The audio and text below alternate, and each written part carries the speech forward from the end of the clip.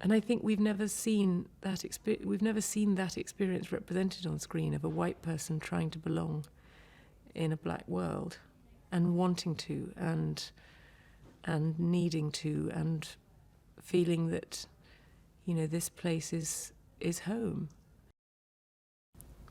And I think, you know, for the white people, she looked like them and talked like them and dressed like them, but she didn't think like them. And that's a sort of huge threat to those people. And they found her sort of disgusting, I think.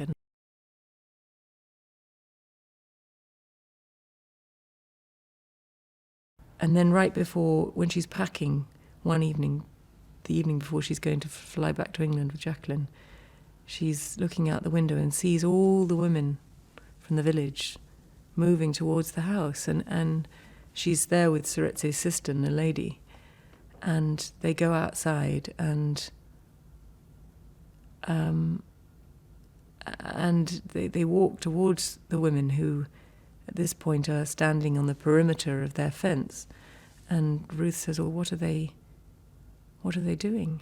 And the lady says, "They're thanking you for walking the road with them." And then at that point they come through with gifts of squash and beads and fruit, and that was what was in the script. And then they were to lay them down. But what actually happened is these local women came through the fence and they started to sing this song in BOTSWANA.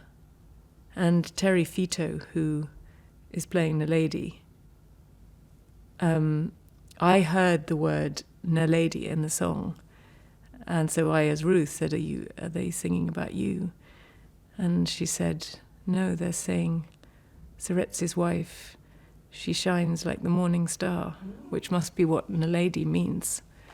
And I think when you've been on Ruth's journey from the total suspicion and alienation and shunning to this point which is obviously this sort of huge outpouring of acceptance, it was very emotional and sort of pure and totally spontaneous. You know, they didn't, it wasn't scripted, it wasn't asked for. And it was just a pure expression. And I've never really experienced anything quite like it.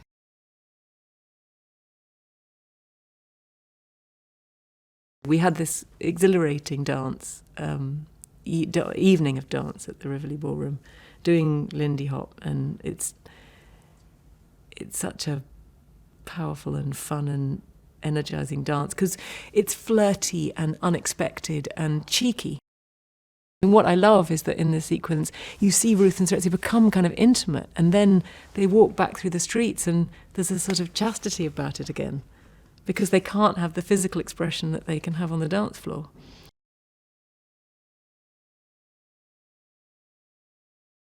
I don't know what we'd do if we didn't have Amma.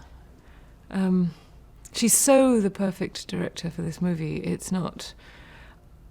I mean, occasionally I get a sort of glimpse of what it could have been like with someone else and get quite nervous about it. You know, what she's brought to it is so unique, and her own take, which is so right and true. And obviously she has experiences that, you know, to be blunt, a sort of white male director would not have had. She's a director who directs very much from the personal point of view. You know, she really shares her experience and lays it all out there, which makes you feel very safe to lay your own experiences and feelings out there. A different director wouldn't have had those personal realities to share. I think Amma injected a lot of things into the script. I mean, she worked, I know, on her director's draft of the script with Guy Hibbert. And I think together, hand in hand, they produced a really amazing script, and I think it's definitely took a different turn when AMMA became involved with the project. She very much wanted to have Serets's sister involved, and that was an ingredient that she felt passionately about putting in, you know, that Ruth had another woman to relate to, that wasn't easy a relationship that wasn't easy at first, but that shows Ruth finding a connection other than her connection to Seretse.